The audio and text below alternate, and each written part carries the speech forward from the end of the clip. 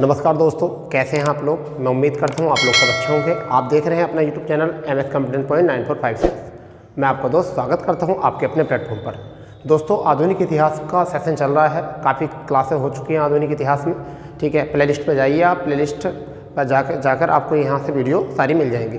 एकदम सीरीज से क्या सीक्वेंस चला है, पूरी आधुनिक इतिहास को हमने कवर किया है, जो आपके सभी आगामी एग्जामों में आपको बहुत हेल्पफुल होने वाले हैं। जितने भी ऑब्जेक्टिव बनने वाले हैं वहाँ से हमने कॉन्सेप्ट को क्लियर किया है। और अधिकांश जो बच्चे होते हैं जिनको दिक्कत आती है कि डेट कैसे याद रखनी है, उनको भी यहाँ पर एक तरीका सोल्व दिया है। कॉन्सेप्ट घटनाक्रम किस तरीके से याद रखना है, उसके लिए एक तरीका है कि जब तक आप किसी घटनाक्रम को आप अच्छे से याद नहीं करोगे, जब तक घटनाक्रम का कारण आपको पता नहीं होगा, जब तक आपको कोई भी चीज़ तैयार होने वाली नहीं है। तो हमने लास्ट क्लास जो ली थी, हमने लिया था खेड़ा आंदोलन। लास्ट क्लास थी हमारी खेड़ा आंदोलन। देखिए, गांधी जी 1915 में दक्षिण अफ्रीका से लौटे। 1915 में दक्षिण अफ्रीका से लौटने, पहले याद कर लेते हैं थोड़ा पिछला, या रिमेंबर कर लेते हैं पिछला, उससे बातें टच हो जाएंगे।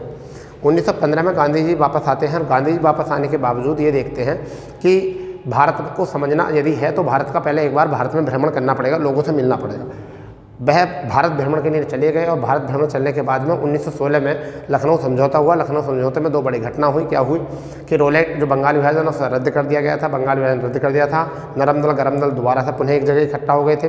ठीक है, नरम दल गरम दल पुनः एक जगह इकट्ठा हो गए थे। और जो मुस्लिम लीग थी, मुस्लिम लीग जो थी और कांग्रेस एक साथ दोनों एक जगह इकट्ठे हो गए थे, ये घटना हुई। फिर उसके बाद में 1917 में गांधी जी के से राजकुमार शुक्ला के मिलते हैं और वह बिहार के एक राज्य चंपारण की घटना बताते हैं कि वहाँ पर लोगों को 3 गठिया से कर देना पड़ रहा है। इस बीच में गांधी जी चंपारण चले जाते हैं, वहाँ पर सफलता मिलती है। फिर उसके बाद में अहमदाबाद मिल हड़ताल होती है।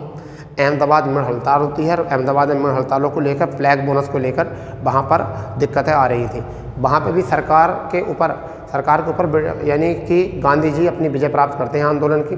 अंततः होता क्या है, उसके बाद में फसल की बर्बादी को लेकर उनसे वसूले जाने वाला लगान को लेकर जो है खेड़ा में किसान लोग जो है अपना आंदोलन कर रहे थे। वहाँ पर भी गांधी जी ने अपना नेतृत्व किया और गांधी जी के नेतृत्व में बहुत सफल हो गया। इतनी सारी सफलता होने के बाद में भारत में क्रांतिकारी गतिविधियों के दमन के लिए ठीक है, दमन के लिए ब्रिटिश सरकार ने एक एक्ट बनाया कि भारत में जो गतिविधियाँ चल रही हैं उनका दमन होना चाहिए।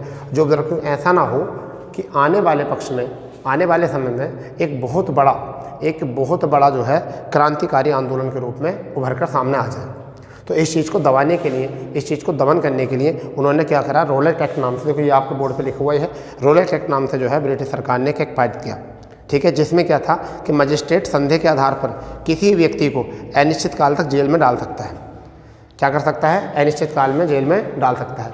अब बात आती है यहाँ से कि इससे ऑब्जेक्टिव क्या बनेगा, यानी कि संदेह के आधार पर किसी व्यक्ति को मजिस्ट्रेट को संदेह होना चाहिए, उसके आधार पर जेल में डाल सकता है। तो देखिए, इसमें सबसे पहला फैक्ट जो है आपको ये कि भारत में रोलेट एक्ट कब पारित हुआ। भारत में रोलेट एक्ट पारित हुआ 8 मार्च 1919 को। ठीक है, होता क्या है, जब इस रोलेट एक्ट की घोषणा जो है 8 मार्च 1919 को हो गई, ब्रिटिश सरकार ने रोलेट एक्ट की घोषणा कर दी। और पता चला ये कि भाई रोलेट एक्ट जो है वो ये ऐसा कानून है कि मजिस्ट्रेट को जिस पर संदेह होगा उस संदेह के आधार पर उसे अनिश्चित काल तक के लिए जेल पर डाल देगा। इतनी बात सोचकर जो है गांधी जी और भी जो क्रांतिकारी नेता थे उनका दिमाग जो है थोड़ा सा मतलब परेशान हो गया, दिल और दिमाग दोनों परेशान हुए। उन्होंने सोचा यार क्या करें, तो उन्होंने कहा कि चलिए ठीक है। उन्होंने 6 अप्रैल 1919 को देशव्यापी आंदोलन करने की बात की। देशव्यापी आंदोलन मतलब अहिंसा के साथ, हिंसा के साथ नहीं, अहिंसा के साथ आंदोलन करने की बात की, देशव्यापी आंदोलन। जब देशव्यापी आंदोलन सभी जनता से आह्वान किया कि आप लोग जो है मिलकर सब इस चीज़ का विरोध करो।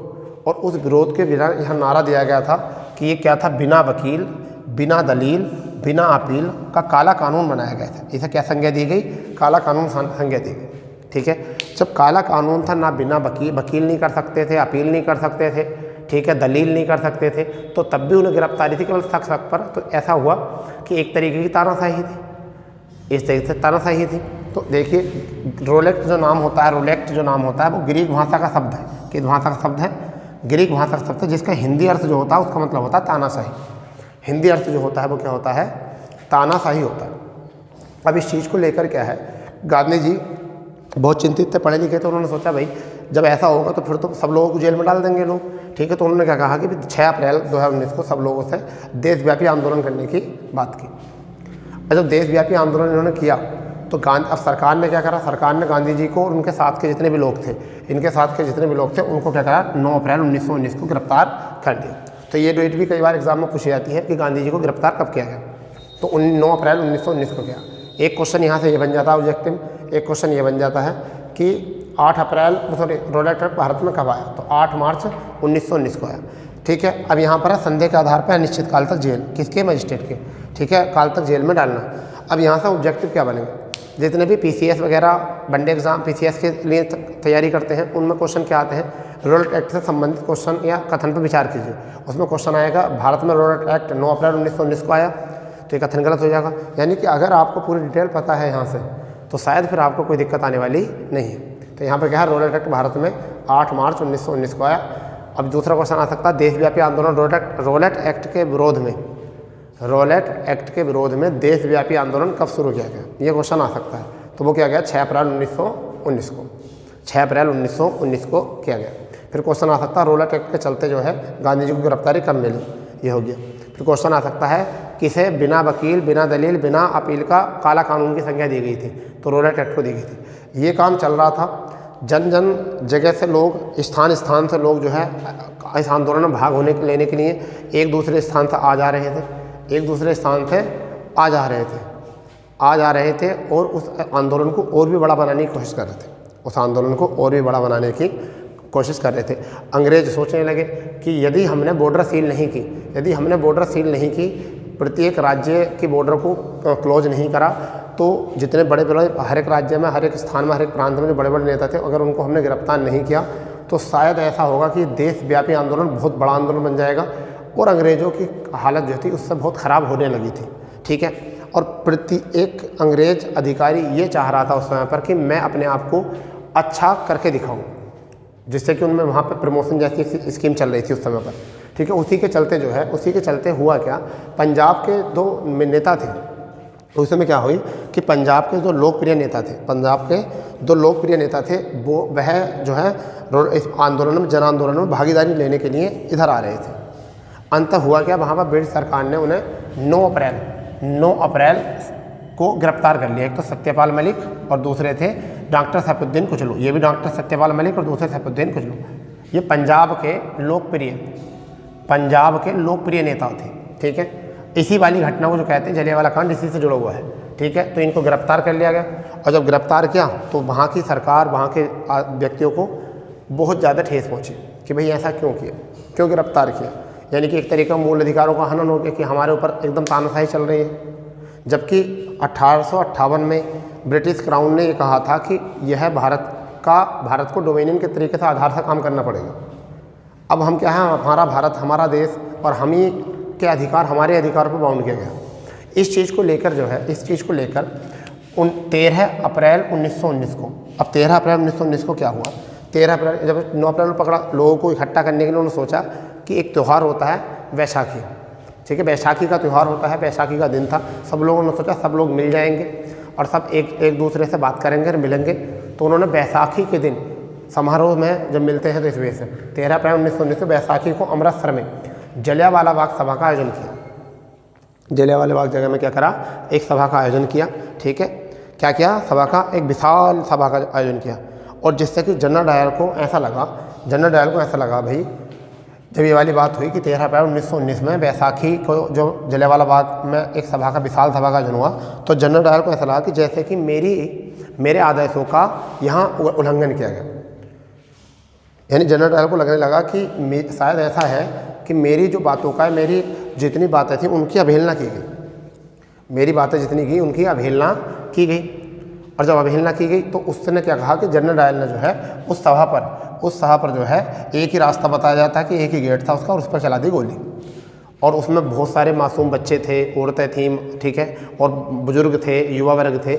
उन्होंने सबको एक गेट की तरफ से तोप खड़ी करके, और वो तो तोप लेके जा रहे थे, अब वो जलियांवाला बाग में तोप लेके जा रहे थे, परंतु ऐसा हुआ कि रास्ता छोटा निकला जिससे कि तोप अंदर नहीं जा सकी। तो उन्होंने जितने भी पैदल सेना थे, नेटिव इन्फेंट्री वाले लोग जितने भी थे, नेटिव इन्फेंट्री कहते हैं पैदल सेना, तो जितने भी पैदल सैनिक थे उन्होंने उन पैदल सैनिकों को लेकर गए वहाँ, और वहाँ धुआंधार गोली जो है चलानी शुरू कर दी। ना समझाया ना बुझाया, कुछ नहीं कहा, और जिसके चलते जो है वहाँ धुआंधार गोलीबारी उन्होंने करनी शुरू कर दी। और जब वहाँ पर गोलीबारी शुरू करी तो वहाँ पर बताया जाता है कि हत्या, अलग अलग आंकड़े अलग अलग तरीके से, अंग्रेज़ों के द्वारा जो रिपोर्ट थी उसमें ये था कि 379 जो है उनकी हत्या हुई, और घायल जो हुए वो 670 लोग घायल हुए। और इसी के चलते जो है लोग बहुत दुखी हुए, और कांग्रेस ने जो है इनके लिए देश में, यानी कि हिंसा की चपेट में ना जाए, देश में बहुत सारे आंदोलन थे उन्हें समाप्त कर लिया, ठीक है। और रविन्द्रनाथ टैगोर ने नाइटहुड की उपाधि, रविन्द्रनाथ टैगोर ने नाइटहुड की उपाधि जो है वापस कर दी। जो अंग्रेज़ों ने उपाधि दी थी, या लोगों को उन्हें जो उपाधि मिली थी नाइटहुड की, तो वो उपाधि जो थी उन्होंने वापस कर दी। अब बताइए, इतनी बड़ी घटना हो जाए तो आदमी किस तरीके से अपने दुख को दिखाएगा। अब इस हत्याकांड की जांच के लिए कांग्रेस ने मदन मोहन मालवीय, यानी कांग्रेस ने क्या, मदन मोहन मालवीय की अध्यक्षता में एक समिति गठित की। किसने? मदन मोहन मालवीय की अध्यक्षता में। किसने? कांग्रेस ने। यानी कांग्रेस ने इस मामले की जांच के लिए कि भाई इसकी पूरी तरीके से जांच कीजिए कि गोलीबाजी क्यों हुई, इसमें क्या दिक्कत है। अब देखिए, 2 जांच हुई थी, एक तो कांग्रेस की तरफ से और एक ब्रिटिश सरकार की तरफ से। तो पहले कांग्रेस वाली बात पढ़ रहे थे, यानी कि हत्याकांड की जांच के लिए कांग्रेस ने जो है मदन मोहन मालवीय की अध्यक्षता में। तो क्वेश्चन आएगा क्या था, एक समिति गठित की क्वेश्चन आ जाएगा कि जलियांवाला बाग हत्याकांड की जांच के लिए कांग्रेस ने एक समिति का गठन किया था, उस समिति के अध्यक्ष कौन थे? तो मदन मोहन मालवीय उस समिति के अध्यक्ष थे। अब इसके सदस्य कौन थे? मोतीलाल नेहरू। इसके सदस्य, इसे नोट करते रहना, सदस्य कौन थे? मोतीलाल नेहरू, महात्मा गांधी, ठीक है, चित्तरंजन दास और बदरुद्दीन तैयब जी, ठीक है। इन सब ने जो है इस रिपोर्ट के लिए इन सब में जो है जनरल डायर की निंदा की, और यहाँ पर निंदा करते हुए विरोध किया, और देशों में विरोध हुआ इस घटना का। बहुत सारे देशों में जहाँ ब्रिटिश सरकार का शासन था वहाँ पर सब इस घटना का बहुत विरोध हुआ कि एक तरीका का ये हत्याकांड है, भाई। तो इस चीज़ के चलते जो है वहाँ पर इसके चलते जो है ब्रिटिश सरकार ने भी एक आयोग का गठन किया, जिसका नाम कहते हैं हंटर आयोग का गठन किया, ठीक है। हंटर आयोग का गठन किया कब? 14 अक्टूबर 1919 को, ठीक है। ब्रिटिश सरकार ने एक हंटर आयोग का गठन किया, ठीक है। क्या करा? ब्रिटिश सरकार ने एक हंटर आयोग का गठन किया, और ब्रिटिश सरकार ने कब किया? 14 अक्टूबर 1919 को। इसका उद्देश्य ये था कि पंजाब, दिल्ली और मुंबई के उपद्रवों की जांच करना। इसका जो उद्देश्य था हंटर आयोग का, वो उद्देश्य क्या था कि पंजाब में जो दंगे हुए हैं, दिल्ली में जो दंगे हुए हैं और मुंबई में जो दंगे हुए हैं, उनकी जाँच करो, और जाँच करने के बाद उसकी रिपोर्ट जो है वो विंस्टन चर्चिल को प्रस्तुत कीजिए। उसकी जांच जो है वो किसको प्रस्तुत करनी थी? विंस्टन चर्चिल, यानी उस समय पर जो ब्रिटिश गवर्नर थे विंस्टन चर्चिल थे। कौन थे? विंस्टन चर्चिल थे, ठीक है। तो विंस्टन चर्चिल को प्रस्तुत की जाए। तो यहाँ पर सदस्य जो थे इसके वो कौन थे? सर चिमनलाल, ठीक है, और इधर पंडित जगत नारायण और सुल्तान अहमद खान, और हाउस ऑफ लॉर्ड्स, ये बम्बई की तरफ से था, सॉरी ये ब्रिटिश की तरफ से था। अब चिमनलाल जो थे वो विश्वविद्यालय के कुलपति थे। कौन थे? ये विश्वविद्यालय कुलपति थे, समझ गए नहीं? ये बम्बई विश्वविद्यालय के उपकुलपति थे, तो इसका याद रखना। पंडित जगत नारायण जो थे वो बम्बई हाईकोर्ट के अधिवक्ता थे। वो कौन थे? बम्बई हाईकोर्ट के अधिवक्ता। सुल्तान अहमद खान नाम से पता चल रहा था, ये ग्वालियर राज्य के अधिवक्ता थे। कौन थे? ग्वालियर राज्य के अधिवक्ता। और हाउस ऑफ लॉर्ड्स, ये ब्रिटिश की तरफ से था। इन्होंने जो है हाउस ऑफ लॉर्ड्स ने जो है वो जनरल डायर का पक्ष रखा। विंस्टन चर्चिल ने सारी बात सुनने के बाद और भारत में उपद्रव को शांत करने के लिए, भारत के पढ़े लिखे लोगों को शांत करने के लिए, यहाँ के आंदोलन को दबाने के लिए 1920 में जलियांवाला बाग हत्याकांड को लेकर जो है 1920 में पद से हटा दिया जनरल डायर को। 1920 में जो है पद से हटा दिया। परंतु बताया ये जाता है कि जनरल डायर को ब्रिटिश सरकार ने वहाँ ब्रिटेन में सम्मानित किया। ब्रिटिश सरकार ने जनरल डायर को कहाँ पर? ब्रिटेन में सम्मानित किया, और सम्मान के रूप में उन्हें क्या? सम्मान के रूप में 26,000 पाउंड और पेंशन के रूप में इन्हें सम्मान दिया गया, पेंशन के रूप में सम्मान दिया गया। तो एक बार रिवाइज कर लेते, रिकॉल कर लेते हैं। जलियांवाला बाग हत्याकांड क्यों हुआ? क्योंकि सत्यपाल मलिक और सैफुद्दीन कोचलू को जो है गिरफ्तार कर लिया था 9 अप्रैल 1919 को। उसके विरोध में जो है 13 अप्रैल 1919 को देशव्यापी यानी कि ऐसा मान चलो एक विशाल सभा का आयोजन किया गया जलियांवाला बाग में। कहाँ पर? अमृतसर में। ठीक, उस पर गोली किसने चलाई? जनरल डायर ने। हत्या कितनी हुई थी यहाँ से क्वेश्चन तो आता नहीं है, परंतु यह आता कि नाइटहुड की उपाधि किसने वापस करी थी? रविन्द्रनाथ टैगोर ने। किस घटना के चलते? फिर उसकी जांच करने के लिए हंटर आयोग की स्थापना की गई और हंटर आयोग की रिपोर्ट में क्या हुआ कि पद से हटा दिया गया 1920 को और इन्हें पाउंड की ये थी। ठीक है, तो इनसे ये है आपका। तो अभी तक हमने देखा, अब जो हम देखने वाले हैं खिलाफत आंदोलन देखने वाले हैं कि अब देखते हैं खिलाफत आंदोलन। अब देखते हैं खिलाफत आंदोलन क्या है। देखिए खिलाफत आंदोलन क्या था। खिलाफत आंदोलन इसकी बात की घटना थी। हंटर आयोग के बाद में घटना जो घटी वो देश में क्या घटी? वो घटी खिलाफत आंदोलन। अब देखिए खिलाफत आंदोलन क्या था, इसके बारे में थोड़ा समझ लेते हैं। ये था कि विश्व एवं भारत के मुस्लिम तुर्की के सुल्तान को, यानी कि विश्व एवं भारत के भी, यानी विश्व में जितने मुस्लिम थे वह भी और भारत में जितने मुस्लिम थे वह सब तुर्की के सुल्तान को इस्लामी साम्राज्य का खलीफा मानते थे। क्या मानते थे? इस्लामी साम्राज्य का खलीफा, यानी कि इस्लामी साम्राज्य का क्या मानते थे? खलीफा मानते थे। ठीक है, परंतु हुआ क्या? प्रथम विश्व युद्ध के बाद, क्योंकि प्रथम विश्व युद्ध हो गया था यहाँ पर, प्रथम विश्व युद्ध के बाद में जो मित्र राष्ट्र थे और शत्रु राष्ट्र थे, तो मित्र राष्ट्रों में जब संधि हुई तो उस संधि का नाम है सेवर्स की संधि। तो कई बार यहाँ से क्वेश्चन आता है। तो मित्र राष्ट्रों की तरफ से एक संधि हुई जिसे हम कहते हैं सेवर्स की संधि, और सेवर्स की संधि के चलते जो है तुर्की का विभाजन हो गया। ठीक है, क्या हो गया? तुर्की का विभाजन हो गया। यानी कि प्रथम विश्व युद्ध के बाद में मित्र राष्ट्रों ने जो क्या सेवर्स की संधि करी और सेवर्स की संधि के दौरान जो है तुर्की का विभाजन कर दिया गया। और जब तुर्की का विभाजन किया गया तो वहाँ पर तुर्की विभाजन को लेकर जो है जो इस्लामी साम्राज्य था, खलीफा पद जो था, उस खलीफा पद को समाप्त करने की मांग की गई। खलीफा पद को समाप्त करने की मांग की, परंतु क्या हुआ? उस खलीफा पद को समाप्त करने की मांग का विरोध करके खलीफा पद को जारी रखने का जो विरोध किया वो किसने किया? वो किया 1919 में खलीफा पद बना रहे उन लोगों को लगा कि ये तो हमारी आस्था को ठेस पहुँचाने लगे। यानी कि जो हमारे धर्म अनुयायी हैं, धर्म के जो अनुयायी लोग थे, उन्होंने क्या करा? उन्होंने सोचा कि जो हमारे धर्म के धर्म गुरु हैं उनके पद को समाप्त कर रहे हैं, कुछ दिनों बाद धर्म को समाप्त कर देंगे। तो इस बात के चलते चलते जो है मोहम्मद अली और शौकत अली और मौलाना आज़ाद हकीम अजमल खां ने इनके नेतृत्व में भारत में विरोध होना शुरू हुआ। भारत में भी इस चीज़ का विरोध होना शुरू हुआ कि जब विश्व में बात चल रही थी तो ब्रिटिश सरकार भारत में भी थी। ठीक है, तो यहाँ पे विरोध करना शुरू करा उस चीज़ का और हिंसक जैसा मामला उत्पन्न सामने हुआ। यानी कि मोहम्मद अली, शौकत अली और मौलाना आज़ाद और हकीम अजमल खां के नेतृत्व में एक कमेटी की स्थापना हुई जिसका नाम आया खिलाफत कमेटी। ठीक है, किसका? क्या हुआ? खिलाफत कमेटी। तो क्वेश्चन यहाँ से बन जाता है 1919 में मोहम्मद अली, शौकत अली, मौलाना आज़ाद, हकीम अजमल खां ने खिलाफत कमेटी की स्थापना की। और खिलाफत कमेटी की स्थापना में क्या हुआ कि उन्होंने इस चीज़ के कमेटी के अनुसार कांग्रेस के सामने बात रखी। अब गांधी जी ने इसकी अध्यक्षता की। क्या की? गांधी जी ने इसकी अध्यक्षता की। ठीक है, अब होता क्या है कि गांधी जी सोचने लगे भाई ये एक अवसर है हिंदू मुस्लिम भाइयों की एकता बनाने के लिए। ये एक अवसर है जो हिंदू मुस्लिम भाइयों की एक एकता बनाई जाए। ठीक है, और हुआ क्या कि इस एकता का सुनहरा अवसर माना उन्होंने माना कि अगर हम इस चीज़ को मुस्लिम भाइयों के सामने खड़े रहे, अगर हम इस चीज़ को लेकर मुस्लिम भाइयों के साथ खड़े रहे तो मुस्लिम भाई जो हैं उन्हें लगेगा कि भारत में कांग्रेस जो है वो हमारे पक्ष में है, भारत में जो है कांग्रेस हमारे पक्ष में है। इस चीज़ को देखकर हुआ क्या, गांधी जी ने अगले साल जो था अधिवेशन होने वाला था इलाहाबाद में, अगले वर्ष जो था अधिवेशन कहाँ होने वाला था? इलाहाबाद में अधिवेशन होने वाला था। ठीक है, अब इलाहाबाद में अधिवेशन हुआ तो गांधी जी ने 19 जून 1920 में इलाहाबाद सम्मेलन में, जो कांग्रेस का सम्मेलन था, इलाहाबाद सम्मेलन में इस चीज़ को जो है सामने रखा। ठीक है, खिलाफत आंदोलन को, और उन्होंने क्या है स्वीकृति दे दी।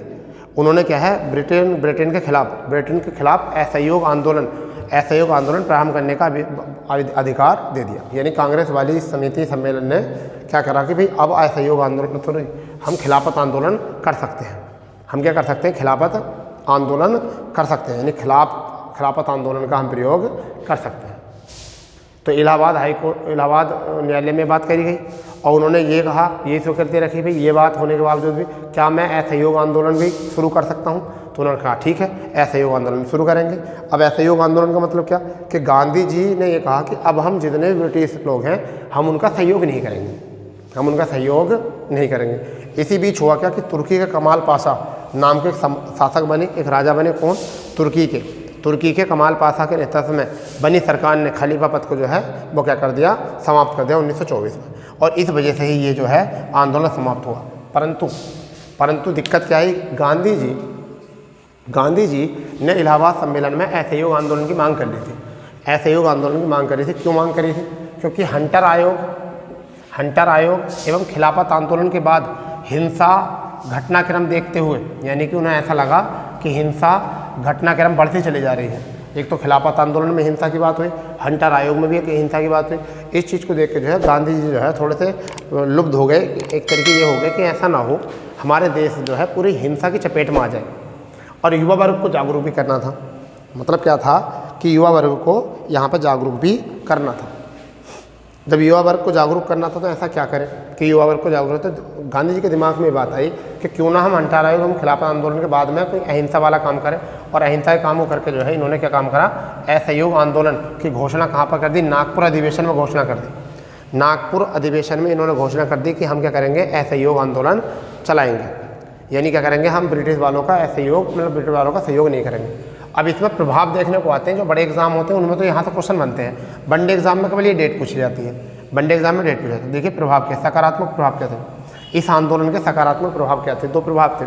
उन्होंने कहा शराबबंदी होनी चाहिए, तो उन्होंने सबसे पहला शराबबंद, यानी कि शराब बंद हो जाएगी तो जितने भी युवा पीढ़ी वर्ग वाले लोग हैं वो नशे की तरफ न जाकर सीधे अपने काम धाम पर या अपने बिल्कुल आंदोलन भागीदारी ले सकते हैं। इन्होंने कहा खादी वस्त्रों का निर्माण, क्या कर सकते हैं, खादी वस्त्रों का निर्माण, यानी कि जो अपनी खादी है, अपने जो कच्चा मटेरियल, रॉ मटेरियल है, उससे ही बना हुआ वस्त्र पहनो। स्वदेशी का प्रचार, यानी कि अपने स्वदेश का प्रचार करो। अस्पृश्यता का अंत, ऐसा हो रहा था अस्पृश्यता विरोध। उस समय पर लोग जो थे ये काम कर रहे थे कि ऊंच नीच वाली बात रखते थे, ऐसा रखते थे कि कहीं ऐसा नहीं हो कि ये छोटी जाति का है, बड़ी जाति का। उन्होंने कहा भाई कोई नहीं, हम सब भाई हैं, हम सब क्या हैं, भाई हैं। इस वजह से उन्होंने अस्पृश्यता का विरोध किया। ठीक है, हिंदू मुस्लिम एकता को बनाए रखने के लिए कहा, हिंदू मुस्लिम एकता को बनाए रखने के लिए कहा। राष्ट्रीय जितने भी विद्यालय थे उनकी स्थापना करने की बात की कि राष्ट्रीय विद्यालय पढ़ेंगे, हम ब्रिटिश विद्यालयों में नहीं पढ़ेंगे। पंचायत अदालतों की स्थापना करने की बात की इसमें, क्या करी बात, पंचायत अदालतों की स्थापना। तो एक बार देख लेते हैं, रिकॉल करते हैं इसको। सकारात्मक प्रभाव क्या है, शराबबंदी, खादी वस्त्रों का निर्माण और स्वदेशी का प्रचार। ठीक है, अस्पृश्यता का विरोध और हिंदू मुस्लिम एकता और राष्ट्रीय विद्यालयों की स्थापना, पंचायत अदालतों की स्थापना की। फिर नकारात्मक प्रभाव जो थे वो क्या थे देखने को, नकारात्मक प्रभाव इसके देखने को ये थे कि सरकारी प्रपत्रों, यानी कि जिन आदमियों को भी सरकारी प्रपत्र या उपाधि, ठीक है, ऐसा होता था कि जो कोई अच्छा काम करते थे ब्रिटिश लोग जो है उन्हें उपाधि दे दिया करते थे, ब्रिटिश लोग उनको उपाधि दे दिया करते थे। तो उन्होंने सबसे पहले ये कहा कि अगर हम उनके तरह बोलना, उनकी दी गई उपाधियाँ, उनके दिए गए प्रपत्र अगर वो हम त्याग करेंगे, सबसे पहले हम स्वदेशी जब बनेंगे, अगर हम स्वदेशी बनना है तो हमें सबसे पहले उनके दिए गए प्रपत्र, उनकी दी गई उपाधियों से हमने अपने आप को अलग करना है, अपने आप को क्या करना है, अलग करना है। ठीक है, और उसी अलग होने के चलते उन्होंने पहला बात कही सरकारी प्रपत्रों को अलग कर दीजिए, जितने भी उपाधियाँ हैं उनको समाप्त कर दीजिए। फिर उन्होंने कहा कि अपने बच्चे, जितने भी आपके बच्चे हैं उनको सरकारी स्कूलों में मत पढ़ाओ, तो सरकारी स्कूलों का और कॉलेजों का विरोध करा। ठीक है, कि अगर हम सरकारी स्कूलों का, कॉलेजों का विरोध करेंगे तो कहीं ना कहीं ब्रिटिश सरकार की इनकम खत्म हो जाएगी, ब्रिटिश सरकार की इनकम खत्म हो जाएगी। वो अंदर से तोड़ना चाह रहे थे असहयोग आंदोलन से, यानी कि असहयोग आंदोलन के माध्यम से अंग्रेजों को कहाँ तोड़ना चाह रहे थे, अंदर से, क्योंकि हिंसा से करेंगे तो उनके पास शस्त्र अच्छे हैं, उनके पास पावर है, वो दिमाग से गेम खेल रहे हैं, उनके पास सेना है, परंतु हमारे पास सेना नहीं है, तो क्यों ना उनको अंदर से तोड़ दो, अंदरूनी तरीके से उनको तोड़ दो। तो उन्होंने यही काम करा, सरकार स्कूलों और कॉलेजों का विरोध किया जिससे कि उनकी कमाई ना हो। फिर विदेशी वस्त्रों का विरोध किया, यानी कि जितने भी ब्रिटिश कपड़े आते थे, विदेशी कपड़े आते थे, उनको नहीं पहनोगे तो उनको आर्थिक स्थिति का नुकसान हो जाएगा, यहाँ से उनका आर्थिक स्थिति हो जाएगी कमज़ोर। ठीक है, जब हम कपड़े खरीदेंगे नहीं, अपने कपड़े पहनेंगे तो अपने बनाए हुए कपड़े पहनेंगे तो उनका माल बिकेगा नहीं, उनका माल बिकेगा नहीं तो वो आर्थिक रूप से कमज़ोर हो जाएंगे। ठीक है, तो आर्थिक रूप से कमज़ोर हो जाएंगे। फिर दूसरी बात ये थी कि सरकारी उत्सवों का बहिष्कार करो, जो उनके सरकारी उत्सव हैं उनको मत बनाओ, जो उनके उत्सव हैं उनको बिल्कुल मत मनाओ, जो उनके उत्सव हैं उनको बिल्कुल मत मनाओ।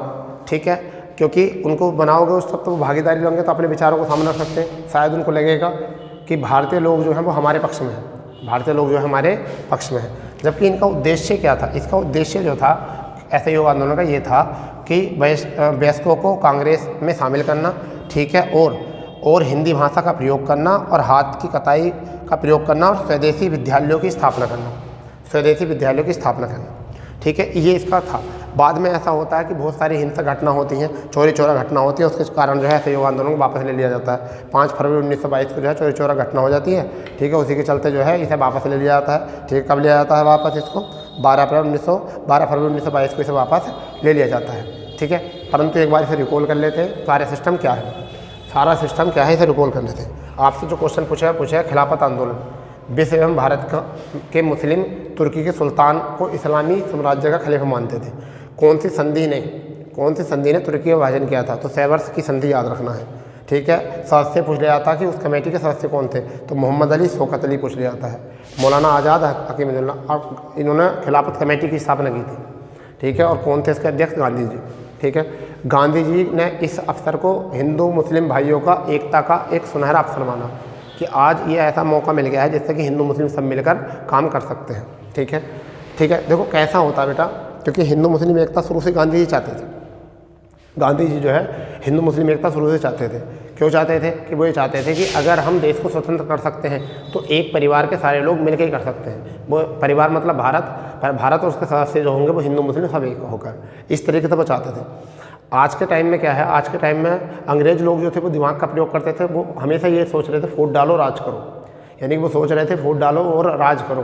पहले से फूट डाल रहे थे और जगह जगह पर वो क्या काम करते थे? हिंदू मुस्लिमों को अलग करने की बात करते थे, ठीक है। देखिए सबसे पहली बात ये है कि धर्म, जाति, वंश ये जो करते हैं कमज़ोर लोगों को कमज़ोर करते हैं, और भी ज़्यादा, और भी कमज़ोर को कमज़ोर करते हैं। मेरा मानना तो ये है कि अगर आप लोग अगर इन चीज़ों पर ज़्यादा फोकस ना करके, मानिए इन सब चीज़ों को मानना ही है सबको, धर्म जाति लिंग को मानना पड़ता है, परंतु फिर भी अगर आप स्टूडेंट्स हैं तो आप इन चीज़ों से दूर ही रहिए। अगर आप स्टूडेंट हो तो आप इन चीज़ों से दूर ही रहिए और अपनी पढ़ाई पर फोकस करिए। क्योंकि आजकल जो अगर सक्सेस है, नौकरी है, जिसके पास जो सक्सेस है, जिसने जॉब ले ली है, उसका जीना बहुत अच्छा हो जाता है। क्योंकि वो क्या जीना क्या अच्छा होगा, मतलब उसको एक प्लेटफॉर्म मिल जाता है चलने का। जबकि जो कैंडिडेट ऐसे होते हैं बेचारे, बहुत सारे स्टूडेंट तैयारी कर रहे हैं, परंतु कुछ गलतियाँ उनकी हैं, कुछ गलतियाँ जो हैं अभिभावकों की भी हो सकती हैं कि उन्होंने अपने बच्चों पर ध्यान नहीं दिया सही टाइम पर, ठीक है। और उन पर सही टाइम पर ध्यान देते तो शायद उनका भी सिलेक्शन हो जाता। बहुत सारे बच्चे ऐसे होते हैं जो बेचारे अपना मार्ग भटक जाते हैं, ठीक है, अंततः उन्हें अपनी पढ़ाई छोड़नी पड़ जाती है। मगर ये क्या होता है, कुछ लोग ऐसे होते हैं कि बहुत सख्ती, बहुत तंगी उठाने के बावजूद भी काम करते हैं। अगर ये चीज़ सीखनी है तो इतिहास पढ़िए, इतिहास से मिलेगा आपको। क्या गांधी जी अगर चाहते तो अपने परिवार के साथ दक्षिण अफ्रीका में रह सकते थे? बहुत पैसा था उनके पास, क्योंकि वो वहाँ पर एक वकील थे, अपने परिवार के साथ खुश थे, चाहते तो रह सकते थे, परंतु क्या रहे? वो नहीं रहे। क्यों नहीं रहे? क्योंकि उनका पर्पस ये नहीं था। उनका पर्पस ये था कि अपने देश को आज़ाद करना। वो उन्होंने केवल अपने पक्ष में नहीं सोचा, उन्होंने सोचा पूरे देश के पक्ष में, उन्होंने सोचा जो पूरे देश के पक्ष में, ठीक है। ऐसे ही थोड़ा सा इतिहास को और समझोगे तो और बातें आ जाएंगी, ठीक है। चलिए आगे देखते हैं क्या है। असहयोग आंदोलन 1 अगस्त 1915 को, ठीक है, 1 अगस्त 1915 को हंटर आयोग और खिलाफत आंदोलन के बाद में गांधी जी को लगने लगा था कि हिंसा जैसी बात होने लगी है, हिंसा घटना शुरू हो गई है। और हम नहीं चाहते कि गांधी जी हिंसा क्यों नहीं चाहते? वो चाहते थे अगर हम हिंसा करेंगे तो हिंसा में तो ब्रिटिश जीत ही जाएगी, क्योंकि उनके पास आधुनिक हथियार है। हम ये चाहते हैं कि हिंसा से लोग मरेंगे तो लोग ना मरकर, जनता लोगों की हत्या ना होकर, फिर भी हम उनको अंदर से तोड़ दें, अंग्रेजों को अंदर से तोड़ दें। अंदर से तोड़ने के लिए उन्होंने क्या करा कि उनकी शराब बंद, जो भी शराब वो ला रहे थे उनको शराब बंद कर दो, ठीक। खादी वस्त्रों का निर्माण करो, स्वदेशी प्रचार करो, अपना अस्पृश्यता विरोध करो, यानी कि जो वो अस्पृश्यता के नाम पर लड़ाते रहते थे उसको बिल्कुल बंद करो, ठीक है। मुस्लिम एकता बना कर रखो। वो ये चाहते थे मुस्लिम अलग हों और हिंदू अलग हों, क्योंकि वो फूट डालो राज करो वाली नीति अपना रहे थे। राष्ट्रीय विद्यालयों की स्थापना करो और पंचायत अदालतों की स्थापना अपनों ही करो, उनकी मत करो, ठीक है। फिर यहाँ सकारात्मक प्रपत्रों को वापस लौटा दो, ठीक है, उपाधियों को वापस लौटा दो, टूट जाएंगे, उनका मन टूट जाएगा, यार ऐसा क्यों कर रहे हैं ये लोग, अभी हमारे बहकाए में नहीं आने के। सरकारी स्कूल कॉलेजों में बच्चों को ले जाना, बच्चों को पढ़ाना बंद कर दो, ठीक है। विदेशी वस्त्रों को पहनना बंद कर दो, सरकारी उत्सवों को मानना बंद कर दो। अंग्रेज क्या करेंगे? अंदर से टूट जाएंगे, ठीक है। उन्हें आर्थिक हानि होने लगेगी, जब आर्थिक हानि होने लगेगी तो फिर वो यहाँ रुकेंगे नहीं, ठीक है। ये उनका प्लान ये था। तो उद्देश्य क्या था? अब उद्देश्य ये था कि वयस्क जो भटक रहे हैं, जो नशे की तरफ जा रहे हैं, उन्हें कांग्रेस में शामिल करिए, ठीक है। हिंदी का प्रचार प्रसार करिए, हिंदी भांति बनिए, ठीक है। और हाथ की कताई हुई कपड़े पहनिए, विदेशी कपड़ों को त्यागिए, ये कुछ था, ठीक है। तो आज के सेशन में दोस्तों इतना। अगर सेशन आपको पसंद आ रहा है तो अपने दोस्तों में शेयर करें। जो पहली बार सेशन देख रहे हैं तो वो आप हमसे चैनल को सब्सक्राइब करें, ठीक है, लाइक करें। और दोस्तों प्ले लिस्ट पर जाकर शुरू से आप वीडियो देखोगे तो शायद आपको पूरी कहानी समझ में आ जाएगी, क्योंकि कहानी टू कहानी अगर देखोगे तो अच्छे समझ में आएगा। एक पॉइंट टू पॉइंट बात करेंगे तो पूरी प्ले लिस्ट बना दी गई है, वहाँ जाइए, वहाँ उसको देखिए, ठीक है। मिलते हैं कल नए सेशन के साथ, इसी से आगे सबको बढ़ाएंगे। जय हिंद, जय भारत।